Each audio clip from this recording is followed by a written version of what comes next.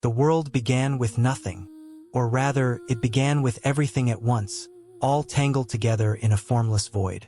Chaos came first, then Gaia, the earth herself, pulling shape from the shapeless. And finally Eros, love, the force that would bind it all together and tear it all apart in equal measure. From Gaia came Uranus, the heavens, and together they populated the world with the Titans. But Uranus was not a loving father. He despised his children and locked them deep within the earth, burying them inside their own mother. Gaia endured this for as long as she could. Then she decided she had endured enough. She forged a great sickle from the earth itself and handed it to her son Cronus, the youngest and most ambitious of the Titans. Cronus waited in the darkness, patient and still, until Uranus came to lie with his mother. Then he struck. He castrated his father with a single blow, and the severed flesh fell into the sea, where it churned the water white with foam. From that foam rose Aphrodite, but we will get to her. Cronus released his brothers and sisters from their prison, and just like that, the age of the Titans began. He married the Titan Rhea, and together they had children who would one day become the most powerful beings who ever lived. But Cronus had heard a prophecy. His children would overthrow him, just as he had overthrown his father. And so he did what tyrants always do when they fear the future. He tried to destroy it. Every time Rhea gave birth, Cronus was waiting. He would take the child and swallow it whole, locking them inside himself where they could never threaten his power. Rhea watched this happen again and again. Hestia, Demeter, Hera, Poseidon, Hades, each one gone before they could take their first breath of the world.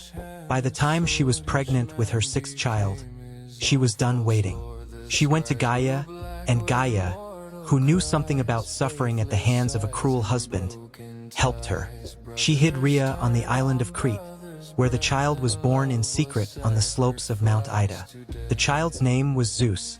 When Cronus came looking for his son, Rhea handed him a stone wrapped in cloth. He swallowed it without hesitation. He never even looked. Gaia raised Zeus in secret, and Zeus grew in strength and in fury. When the time came, he returned to his father. The fight between them was not quick. It was not clean, and it did not end until Cronus was forced to release every child he had swallowed. The siblings of Zeus came back into the world, and together they rose against the Titans in a war that shook the heavens. That war lasted 12 years. 12 years of chaos and fire and the kind of violence that reshapes the world. And it might have gone on longer had Zeus not thought to open the old prison doors. He freed the Cyclopes and the hundred-handed giants, creatures Cronus had kept locked away in Tartarus. In gratitude, the Cyclopes forged gifts for the three brothers. For Zeus, a thunderbolt that could split mountains. For Poseidon, a trident that could shake the sea to its roots. For Hades, a helmet that made its wearer vanish entirely from sight. With those weapons in hand, the tide turned. The Titans fell. They were cast into Tartarus, deep into the darkness beneath the world, and the age of the gods began. Three brothers, one world. The only question was who would rule what. They drew lots and let chance decide. Zeus claimed the sky, Poseidon claimed the seas, Hades claimed the dead. And from that moment forward, everything that breathed or swam or died fell under the dominion of one of the three. Zeus took his throne on Mount Olympus, the highest peak in the world, and ruled from there with a thunderbolt in hand and an eagle at his side. He was king of the gods, which meant he was responsible for everything. The weather answered to his mood. When he was content, skies were clear. When he was angry, lightning split the earth. He was also the protector of the home, the guardian of hospitality, which meant insulting a guest under your roof was not just rude. It was an offense against Zeus himself, and he had a long memory and a very large thunderbolt. He married his sister Hera and had children with her, including Ares and Hephaestus. But marriage did not slow Zeus down. He had affairs with goddesses, with nymphs, with mortal women. From those unions came Athena, Hermes, Apollo, Artemis, Persephone, Dionysus, and a long list of heroes including Perseus and Hercules.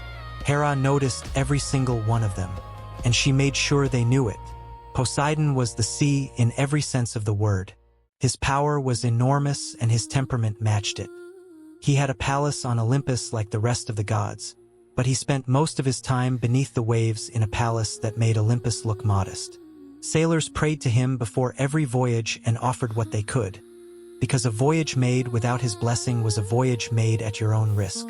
Poseidon held grudges. He nursed them carefully and repaid them slowly, and when he finally struck back, he struck with everything. The story of King Minos tells you exactly what kind of god Poseidon was. Minos ruled Crete, and every year he sacrificed his finest bull to the sea. One year, a bull arrived that was so magnificent, so perfect, that Minos could not bring himself to kill it. He kept it and sacrificed something lesser instead. Poseidon noticed. He always noticed. And rather than punish Minos directly, he did something more devastating. He made Minos's wife fall in love with the bull. What followed eventually produced the Minotaur, the half-man, half-bull creature that Minos was forced to hide in a labyrinth beneath his palace. A reminder, carved in flesh and horn, of what happens when you try to cheat a god. Hades ruled the dead, and before you assume that made him the villain, it is worth understanding what that actually meant. He was the oldest of the brothers, solemn and serious, but not cruel by nature. He ran his kingdom with order and with fairness. His wife was Persephone, and together they governed a realm that every living soul would eventually enter. The Underworld was not a simple place. It had geography, rules, and a very particular bureaucracy. To enter, the dead had to cross the river Styx, and for that they needed Charon, the ferryman, who charged for his service. This is why the Greeks buried their dead with coins placed on their eyes. Without payment, the soul was left on the bank of the Styx, waiting for eternity in a state between worlds. Past Charon stood Cerberus, the three-headed dog who made sure the dead stayed dead and the living stayed out. And once inside, the soul faced three judges who decided its fate. Elysium awaited the heroes and the virtuous, a place of peace and beauty. The asphodel meadows received the ordinary dead, those who had lived without particular glory or particular sin. And Tartarus claimed the worst of them, the criminals and the blasphemers, who were punished there without end. Hera was queen of the gods, and she made sure everyone knew it.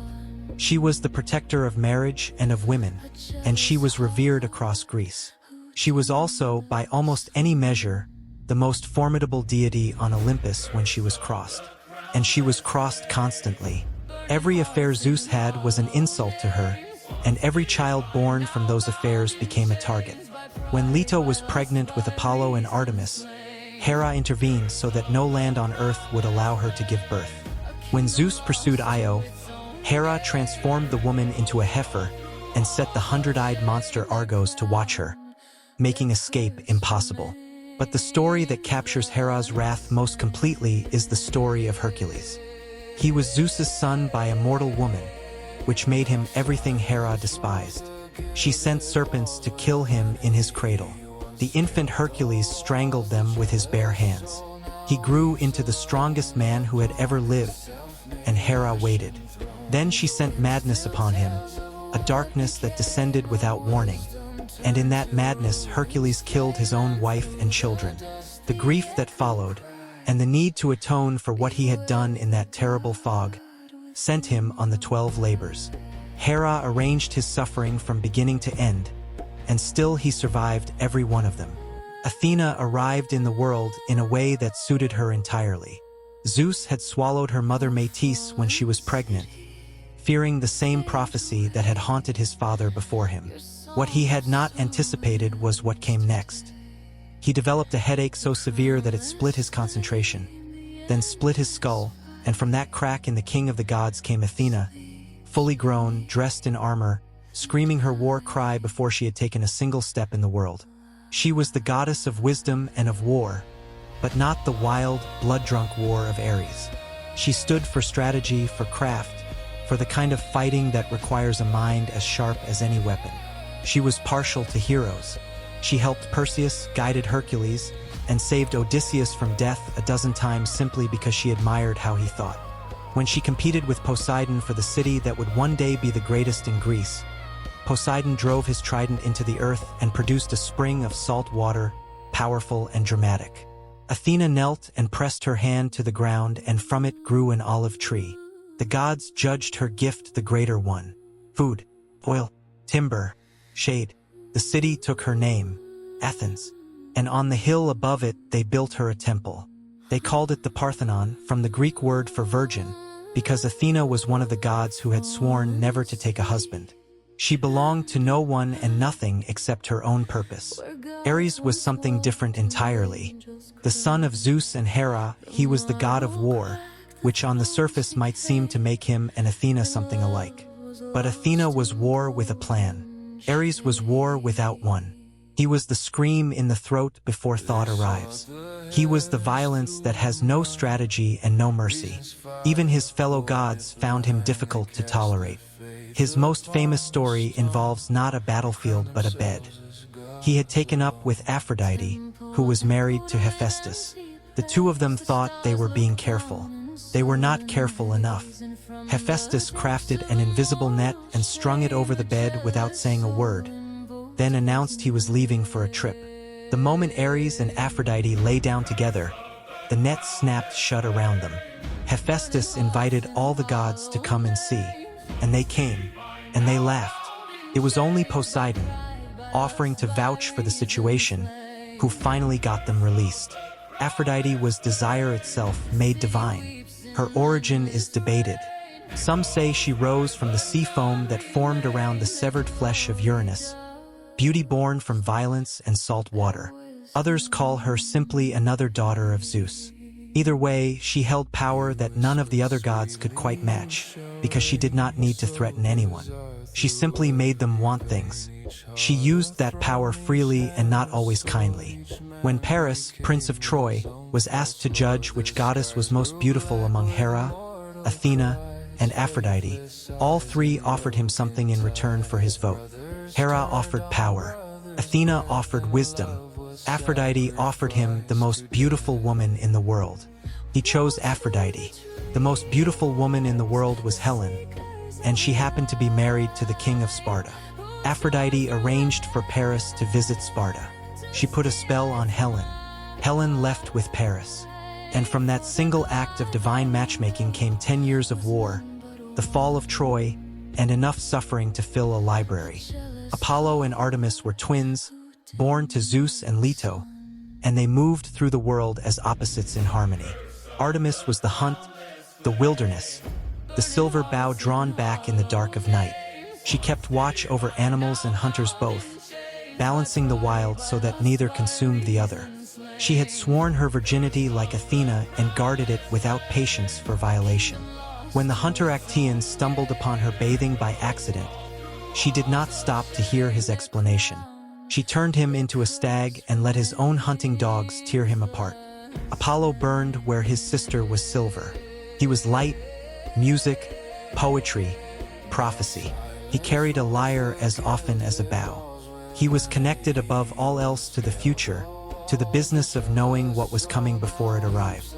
He established the Oracle of Delphi after slaying the great serpent Pytho at Mount Parnassus, building the most famous temple in the ancient world over the site of the victory. Mortals traveled from every corner of the world to ask their questions there, and Apollo answered in riddles because the truth, when you can actually see it, is rarely the shape you expected. Hermes ran. He was always running, always in motion, the messenger of the gods with his winged sandals and his golden rod. He was a trickster first and a messenger second, born with light fingers and a talent for mischief. On the very day he was born, he stole Apollo's cattle and hid them, then made his way back to his cradle so he could pretend to be innocent. He never really stopped. He pulled pranks on gods who should have known better than to turn their backs on him. When he grew into his role as messenger, he carried the communications of Olympus across the world, moving between realms the other gods could not easily enter, including the Underworld, which he alone could visit freely. Demeter gave the earth its seasons, and she did not do it by choice. She was the goddess of farming, of grain, of the harvest, and the world ate because she allowed it to. She had one daughter, Persephone, and Persephone was everything to her. Then Hades, king of the Underworld, saw Persephone in a field of flowers and opened the earth beneath her feet and took her. Demeter searched for 9 days and 9 nights without stopping. When she finally learned what had happened, she did not rage the way some gods would have. She simply stopped. She locked herself away and let the earth go cold. The crops failed. Animals starved. People began to die. Zeus had no choice. He ordered Hades to release the girl. But Hades had already given Persephone the food of the dead, a pomegranate, and those who eat the food of the dead are bound to the underworld forever. Compromise was struck. Persephone would spend 3 months of every year below with her husband and 9 months above with her mother. And so every year when she descends, Demeter grieves, and the world grows cold and bare. Every year when she returns, the flowers come back with her. Hephaestus built everything: the palaces of Olympus, the armor of heroes, the invisible net that caught Ares and Aphrodite in their shame. He was the god of the forge, of fire and craft and making, and his hands produced things no one else in the world could imagine. His life began badly. He was born lame, and Hera, who prized beauty and strength, threw him from Olympus into the sea to drown. He survived, grew, returned, and was given Aphrodite as his wife as a form of apology. That marriage, as everyone eventually learned, was its own kind of punishment, but his hands never stopped working. Achilles wore armor Hephaestus made. The gods lived in halls Hephaestus designed. He was not beautiful. He was not charming. He was not beloved the way Apollo was, or feared the way Ares was. But without him, Olympus would have had nothing worth having. And then there was Dionysus, who was perhaps the most honest of all the gods, because he never pretended to be something other than what he was. God of wine, of ecstasy, of the particular freedom that comes when the world stops making sense for a few hours. He had a following of Medes, women who danced through forests in a state of frenzy, and satyrs, half-goat figures who needed no particular excuse to celebrate. His cult spread across Greece, and his followers gathered not in solemn temples but in the wild, in the firelight, in the middle of something that felt like madness and something that felt like truth at the same time. What the Greeks understood, and what these stories have never stopped teaching, is that the gods are not separate from humanity. They are humanity. Every quality you find in a person, the jealousy, the ambition, the love that becomes obsession, the wisdom that arrives too late, the brilliance that cannot be separated from cruelty, all of it lives in the gods too, stretched to a divine scale where the consequences are large enough to see clearly. The Greeks gave their fears and desires a name and face, placed them on a mountain, and spent thousands of years in conversation. These stories moved from mouth to mouth across generations, and they are still moving, still reaching, still somehow recognizing.